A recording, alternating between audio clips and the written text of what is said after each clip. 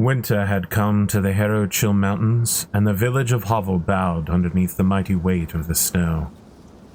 There were few travelers and fewer adventurers, but the townsfolk themselves could be relied upon for a hot meal and a warm heart. Establishments like this one are the lifeblood of village society, especially in the dark cold of winter, when there is little other chance to meet together. Fresh pork was out of the question, but salted and prepared meats was always ready in abundance, with winter vegetables peeled, diced, and sautéed. Ivory carved tables fitted together flawlessly with slab onyx for a bar, themes of stark white and black to match the unrelenting white of winter. It was a tradition in these parts to have a turnip tonic when breaking their fast, a local custom I was rather unaccustomed to. Fortunately, my man Steve Gary had a deft hand for the bitter brews. No one really knows what's in this thing but you, yet the guests seem to like it.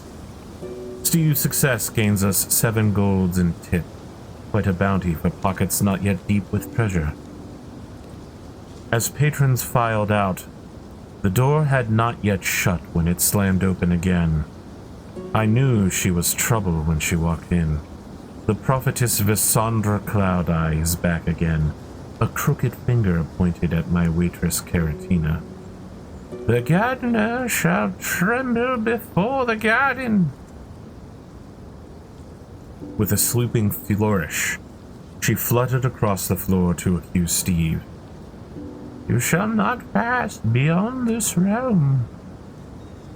And with a knowing glance, she turned to me and said, You shall find something you want, but do not have, and you will have something you do not want.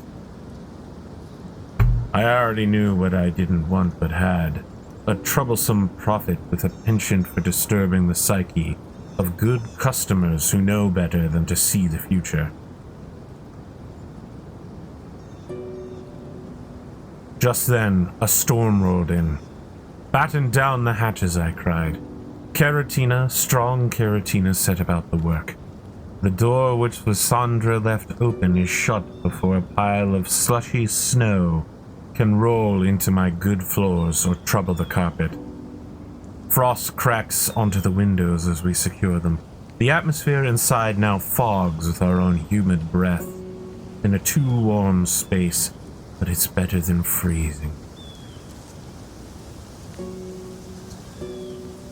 Waiting out until afternoon, the storm has passed and it's time for a bit of gardening.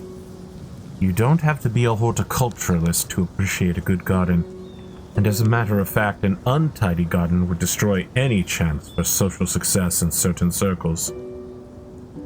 It was our misfortune to spend winter with a shrew infestation, and with the cold driving them above ground, it was time to make a permanent end of it.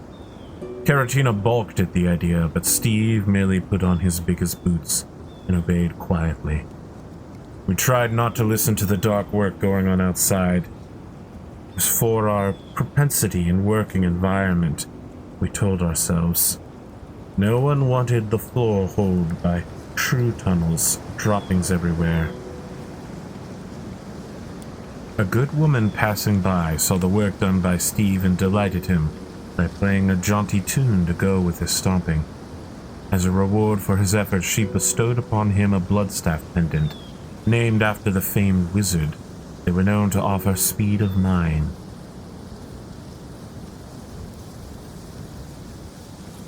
As Steve re-entered the inn, well, a great bloody portal has opened up in the common room and is sucking up all the guests. Can anybody do a spell? Steve, through his limited arcane knowledge, opening the spell circuits one by one.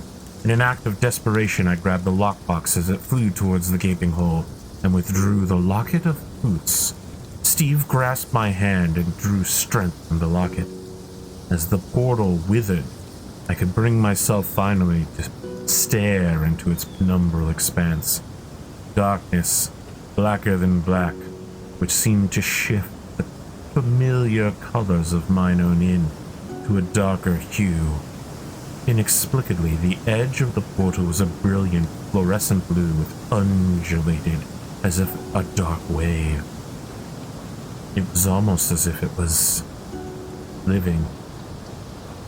Slowly, the portal died off to a gentle breeze, Steve heaving with exhaustion and exertion.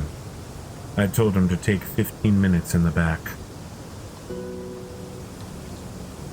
The upgrades I had ordered to Steve's quarters were finally finished. The furnishings were made cozier, larger, of course, with a fireplace, personal chest, and bookshelf. Steve set aside part of it for Caratina, and staff morale skyrocketed. Next time I was going to train them, I would expect the exchange of morale for competence.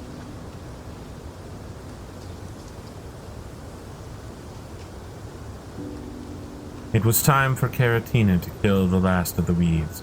Grabbing a rather unusual-looking dagger, she dug deep into the soil and pulled the roots of nearly dead plants up. Without the life given by the summer sun, they had little ability to resist her strong arms. Passerbys, impressed by her devotion even amidst the season's difficulties, stopped in for a warm meal and left behind 2 golden tips. One houseboy left a pile of North Cotton sage behind, excellent for cooking.